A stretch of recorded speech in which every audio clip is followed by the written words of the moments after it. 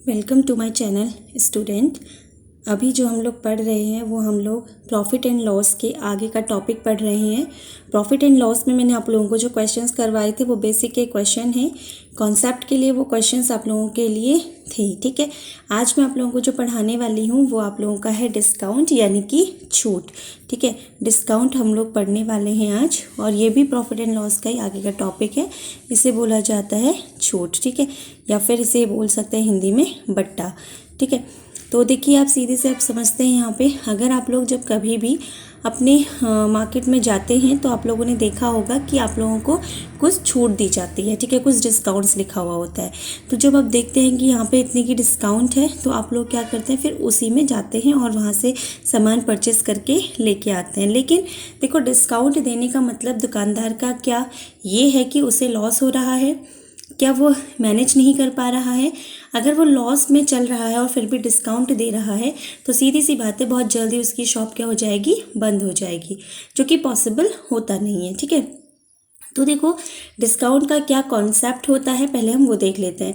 तो सबसे पहले तो एक चीज़ हम आप हमेशा समझिए, मैंने आपको बताया था कि प्रॉफिट हो या लॉस हमेशा किस पर दिया जाता है, कॉस्ट प्राइस पर दिया जाता है, ठीक है।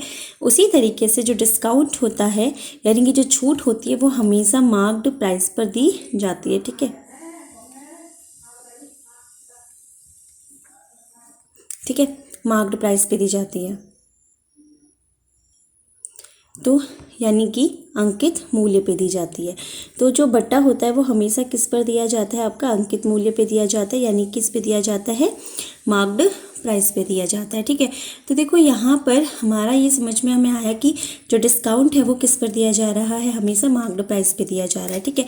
तो जब आपसे ये पूछ लिया जाए कि डिस्काउंट परसेंटेज कितना होता है तो सीधी सी बात है, आप कैसे निकालेंगे। फर्स्ट हम यहाँ से चलते हैं।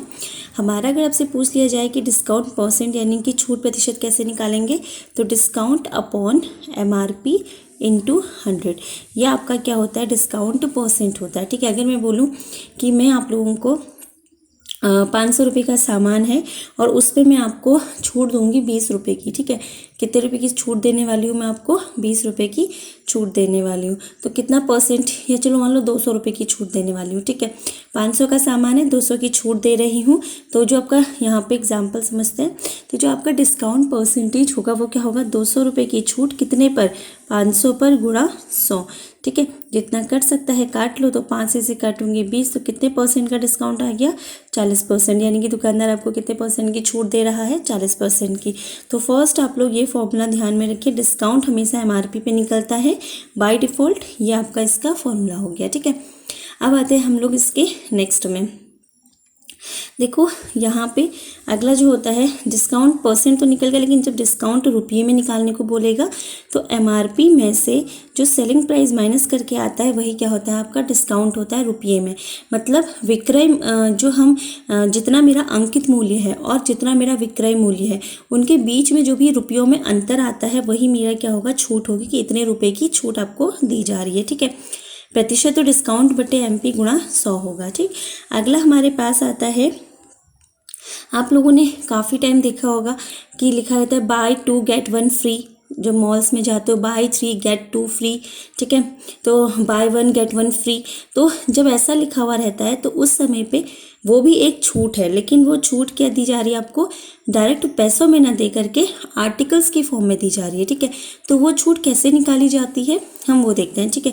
अगर कभी आ जाए बाय खरीदो, buy M get N free, ठीक है, buy M get N free. अगर M आर्टिकल्स को खरीदो और N आर्टिकल्स फ्री में ले जाओ, तो जितना आप फ्री में ला रहे हो वो बटे जितना आप टोटल ला रहे हो वो गुणा 100, ये आपका क्या होता है उस समय पे, डिस्काउंट प्रतिशत होता है, ठीक है। फॉर एन एग्जाम्पल मैं आप लोगों को बता रही हूँ, अगर लिखा हुआ है बाय 1 गेट 1 फ्री, ठीक है, मतलब खरीदो एक और एक फ्री में ले जाओ। तो उस समय पे आपका जो डिस्काउंट परसेंट होगा 1, फ्री कितना मिल रहा है 1, कितने पर टोटल कितने मिल रहे हैं 1 + 1 2 इंटू 100, यानी कितने परसेंट का डिस्काउंट हो गया 50%।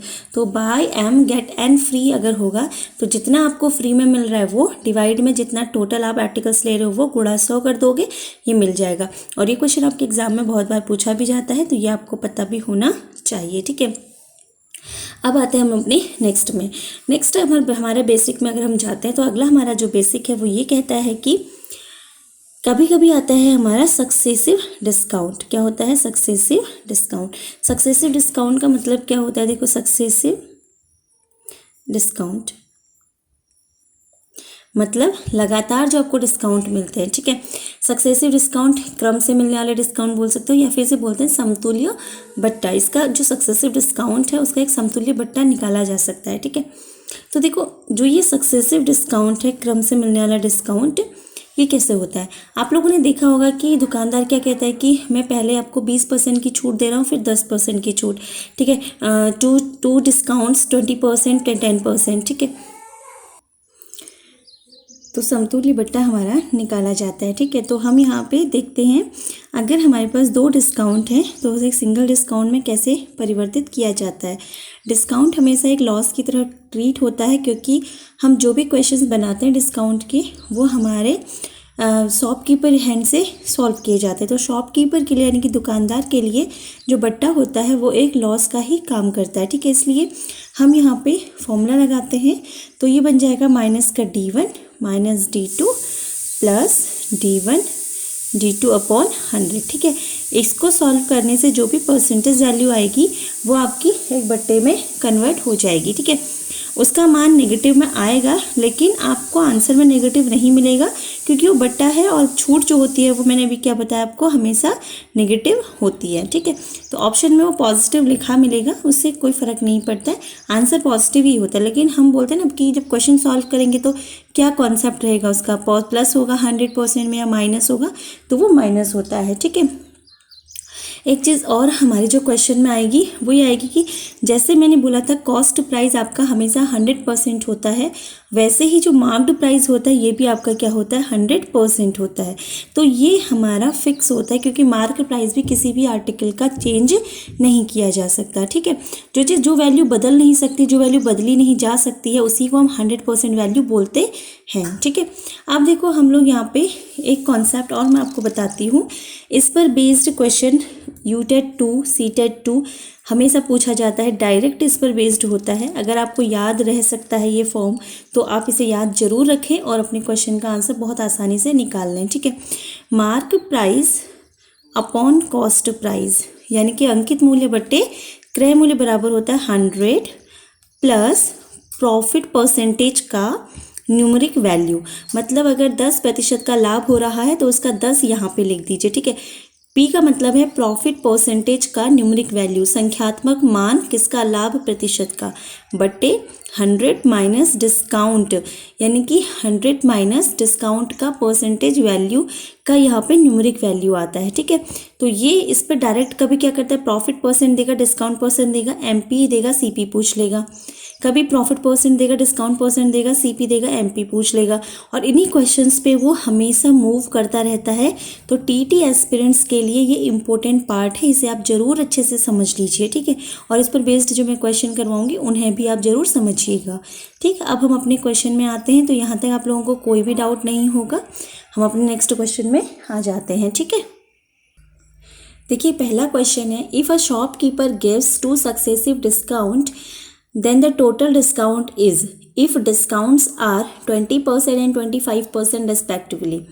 यदि एक दुकानदार 2/20% तथा 25% एक सामान को खरीदने पर देता है तो उसका समतुल्य बट्टा ज्ञात कीजिए। ठीक है, तो देखो सिंपल, अभी मैंने आपको बताया था समतुल्य बट्टा निकालना। तो देखो इसका एक टोटल परसेंट आएगा क्या, माइनस का 20 माइनस का 25 प्लस 20 गुणा 25 बट्टे 100। ठीक है, तो देखो ये बन जाएगा माइनस का 45 और ये बन जाएगा आपका, जब इसे आप सॉल्व करोगे तो 25 दूनी 50, 500/100, तो ये कट के आएगा 5, तो कितना आ गया -40%। तो इसका जो समतुल्य बट्टा बना वो कितना प्रतिशत बना, 40% बन गया। ठीक है, देखो यहाँ पर बच्चे क्या करते हैं कि समतुल्य बट्टा टोटल होता होगा 20 + 25 यानी कि 45 होता होगा। कभी वो लिखा हुआ मिलेगा कि 5%, 10% की छूट है, तो बच्चे सोचते हैं 15% की छूट है, भाई यहाँ तो हम यहीं जाते हैं सामान खरीदने के लिए। लेकिन ऐसा नहीं होता, क्योंकि हमेशा जो सक्सेसिव डिस्काउंट होता है वो छूट पर छूट दी जाती है। मतलब अगर कोई सामान 500 का है, 500 पे मैंने छूट दी आपकी 20% की, तो 500 का 20% निकाला 100 रुपया हुआ, तो हो गया कितना अब 400।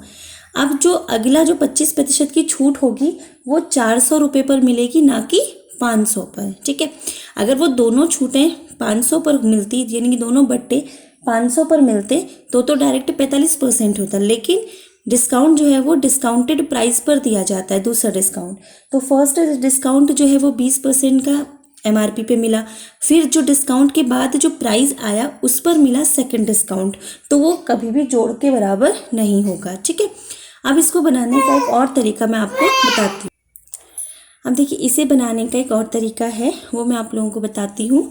ठीक है, तो कैसे, देखिए हमारा जो टोटल डिस्काउंट होगा वो MP पे आएगा। ठीक है, टोटल डिस्काउंट किस पे आएगा, MP पे। ठीक है, तो देखो यहाँ पे जो पहला डिस्काउंट था वो कितने % का था, 20%, यानी कि 1/5, 20/100 कर लेना। ठीक, जो ये वैल्यू होगी ये MP होगी, यानी कि मार्क्ड प्राइस होगी, और ये होगा डिस्काउंट।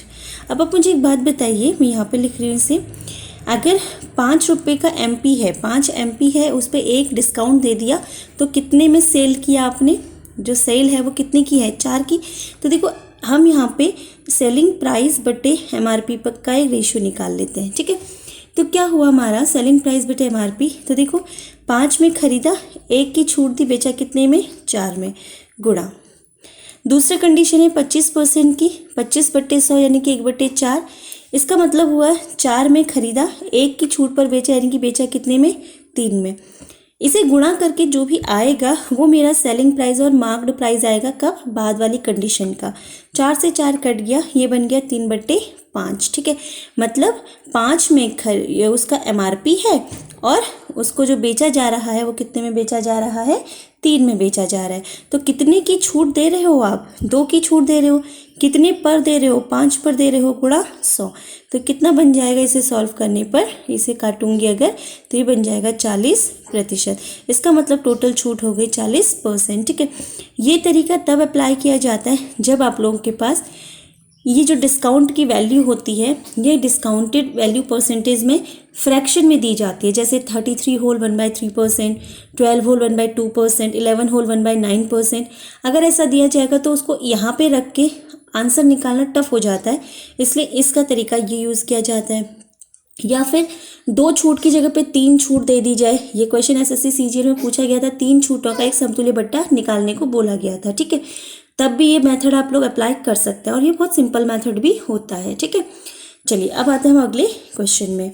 अगला क्वेश्चन मेरा है, a shopkeeper sells an article after giving 2 successive discounts 20% and 30%, find the total discount on the article. ठीक है, तो देखो यहाँ पे यदि एक दुकानदार एक वस्तु पर लगातार 2 बट्टे देता है, कौन कौन से, 20% तथा 30% की छूट दे रहा है। ठीक है, तो वो पूछ रहा है आपसे कि समतुल्य बट्टा अथवा कुल छूट ज्ञात कीजिए। ठीक है, मतलब कुल छूट प्रतिशत तुम्हें निकालनी है, उसका एक बट्टा निकालना है। ठीक है, तो यहाँ पे देखिए, अब हम यहाँ पे समतुल्य बट्टा निकालते हैं, उसके यानी कि कुल छूट निकालते हैं। ठीक है, तो एक तो मैंने हम लोग वो जो तरीका बताया था आप लोग अप्लाई कर सकते हैं। टोटल डिस्काउंट कैसे निकलता है, -20 -30 प्लस 20 × 30/100। ठीक है, 0 से 0 कट गया, तो ये बन जाएगा कितना, माइनस का 50 और 2 3 6, यानी कितने % आ गया, 44% छूट। ठीक है, तो 44% का क्या आ जाएगा, यहाँ से डिस्काउंट आ जाएगा। ये तो डायरेक्ट फॉर्मूले से हो गया। अब देखो अगर मैं यहाँ पे 20% को तोड़ूँ तो 20% कितना बनता है मेरा, 1/5, और 30% मेरा कितना बनेगा 30/100 यानी कि 3/10। ठीक है, तो देखो मेरे पास MP और SP का एक रेशियो आएगा। 5 में अंकित मूल्य है उसका। ठीक है, यहाँ पे ऊपर वाले जो मैंने फर्स्ट क्वेश्चन करवाया था वहाँ पे सेलिंग प्राइस बटे MRP है, यहाँ पे मैंने MRP अपॉन सेलिंग प्राइस लिख दिया। ठीक है, उल्टा लिख दिया, तो यहाँ पे ऊपर वाले की वैल्यू की से यहाँ पे जस्ट उल्टा अपोजिट वैल्यू भी लिखेंगे। ठीक है, MRP के सामने MRP लिखना, सेलिंग प्राइस के सामने सेलिंग प्राइस लिखना। ठीक है, 5 का MRP है, 1 रुपये की छूट है तो बेचा कितने में 4 में। ठीक है, 10 का MRP है, 3 की छूट यानी कि बेचा कितने में 7 में। ठीक है, गुणा करूंगी तो 50/7 = 28। ठीक है, अब देखो यहाँ पे 50 में खरीदा, 50 रुपये का MRP है, बेचा कितने में 28 में, मतलब MRP उसके ऊपर अंकित मूल्य जो है 50 है, बेच रही हूँ 28 में, तो कितने की छूट दे दी मैंने 22 रुपये की, कितने पर दे दी 50 पर गुणा 100। ठीक है, तो 50 दूनी 100, 22 दूनी 44, तो कितना आंसर आ जाएगा 44%। ठीक है, तो यहाँ से डायरेक्ट आपका आंसर बन जाएगा। ये था इसका सेकंड वे। ठीक है, तो ये आप लोगों का सॉल्व करने का एक तरीका है क्वेश्चंस को।